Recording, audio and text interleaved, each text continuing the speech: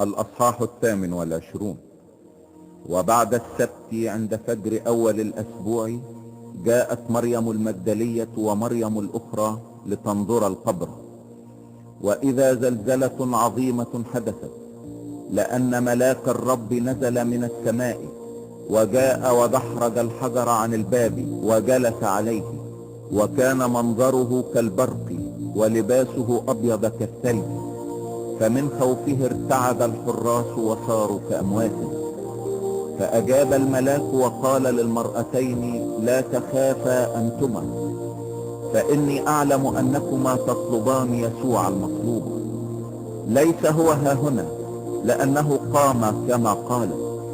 هلما انظرا الموضع الذي كان الرب مضطجعا فيه، واذهبا سريعا قولا لتلاميذه: إنه قد قام من الأموات، ها هو يسبقكم إلى الجليل، هناك ترونه، ها أنا قد قلت لكما. فخرجتا سريعا من القبر بخوف وفرح عظيم، راكضتين لتخبرا تلاميذه. وفيما هما منطلقتان لتخبرا تلاميذه، إذا يسوع لاقاهما وقال: سلام لكما. فتقدمتا وأمسكتا بقدميه وسجدتا له.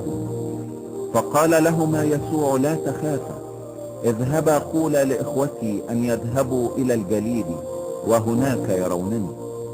وفيما هما ذاهبتان، إذا قوم من الحراس جاءوا إلى المدينة وأخبروا رؤساء الكهنة بكل ما كان، فاجتمعوا مع الشيوخ وتشاوروا، وأعطوا العسكر فضة كثيرة قائلين: قولوا إن تلاميذه أتوا ليلا وسرقوه ونحن نيام. وإذا سمع ذلك عند الوالي فنحن نستعطفه ونجعلكم مطمئنين. فأخذوا الفضة وفعلوا كما علموه. فشاع هذا القول عند اليهود إلى هذا اليوم.